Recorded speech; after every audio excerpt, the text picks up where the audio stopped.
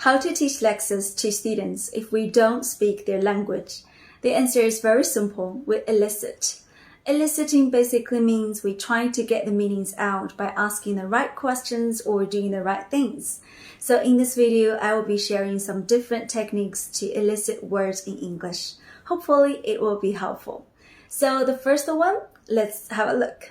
Okay, everyone, today we're going to learn an action verb. Now, please look at me.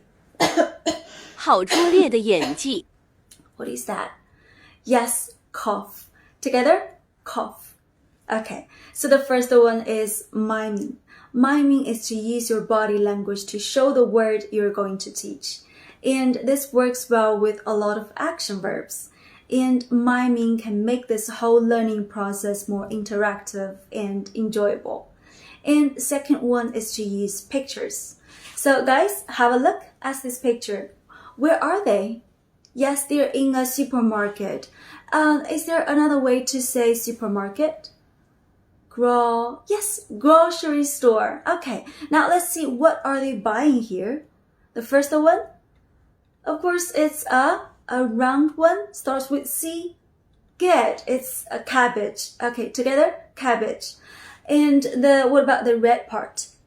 Yes, it's beef. Okay, so you see, by using this picture, you can elicit a lot of words. But there is one thing that we need to pay attention to.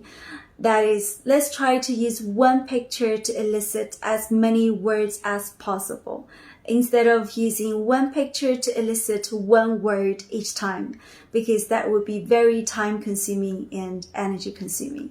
And the second one is drawing. Okay, guys, have a look. Let's see. Good. It's an umbrella. Yes. So you see, very simple. You don't need to say much, right? But of course, drawing takes a lot of practice, but I think it's worth it because it will definitely lower your teacher talking time. And the next one is relian. Relian is to use the real life object. For example, guys, have a look. What is this? It's a date. Yes, it's a date. And then you can let students to smell it, to observe it, to find everything about it. And this is a very good way because it can make this whole learning process more tangible and relatable. And next one is to use prompts. For example, guys, this is my bicycle. And this is something here. You know, for every bicycle, there are two round parts here. It can make this bicycle move, right? Then what do we call this round part? Yes, it's a wheel. So you see, by using prompts, students can also kind of see the real thing because sometimes it's just too big to bring it to classroom. And then we can use this kind of prompts to teach as well. The next one is by using synonyms and antonyms. For example, guys, if a person is wearing a smile, then what is she feeling right now? Yes, she's happy. Is there another way to say happy? Okay, good. Maybe she's also excited or in a very good mood, right? What if she's not happy? Then we can say she is sad. Yes. And there's a person here. She's not tall, but short. She's not fat, but thin. And the next one is by using hyponym. For example, if you're teaching the word cutlery, then you can list spoons, forks, and knives. If you're teaching the word season, you can list spring, summer, winter, etc. So very easy, very effective. The next one is providing a context. For example, the other day I was shopping and I really wanted to buy that dress. It's 500. And I said, wow, it's a bit too pricey. Can you make it cheaper for me? And she said, well, you can have it for 400. But I said, it's still too pricey.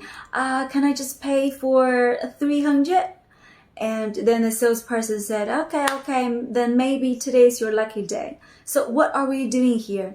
We're bargaining. Okay, good. So you see, by providing a context, it will make it easier for students to understand.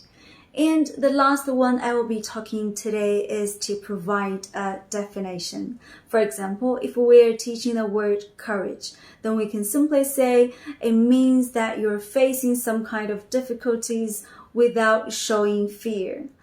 Then maybe some of you will ask, then if we can provide a context or provide a definition, then why do we still need to use a variety of different skills or techniques to elicit the words? Then guys, think about it. If you're providing context or definition all the time, then it will be the teacher talking all the time, right? It will definitely increase your teacher talking time. So by using a lot of other ways, it can make it more interactive and also engaging. So students can memorize these words better.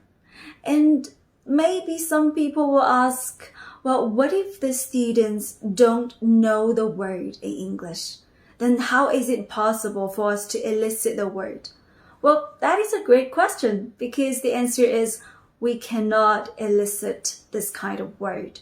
Then we simply provide them. For example, if I'm teaching the word stapler, then I'm showing this to students. I will ask, hey guys, what is this?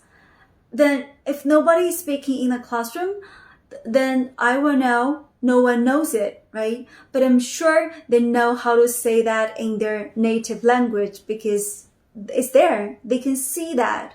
So this is a new word for them. Then I can simply provide them. I can say, well guys, in English, we call it a stapler. Then I can try to write it on the board. But remember, let's try to make this more interactive as well. Like, it's called a stapler. Then how can we spell it? The first letter should be, yes, S. And then after that, you see, you're asking questions all the time. So the students have to think, they have to communicate with you. And this whole process is more interactive. And then is that all for teaching the word? No, we just elicited the word, right? Remember, there's another video of mine said how to teach vocabulary. Like we need to mention meaning, form, and pronunciation, right? And after that, of course, we need to use CCQs to check if students really understand what we taught just now. For example, if I just taught the word huge, then maybe I would say, is this huge? Then if they said, no, it's not, then of course I know, well, they understood it. Instead of asking the question, do you understand? Because as I said, it's not an effective question, right? Well, that's basically everything for today. That is a long video. Thanks for watching it. And I will see you in my next one. Bye.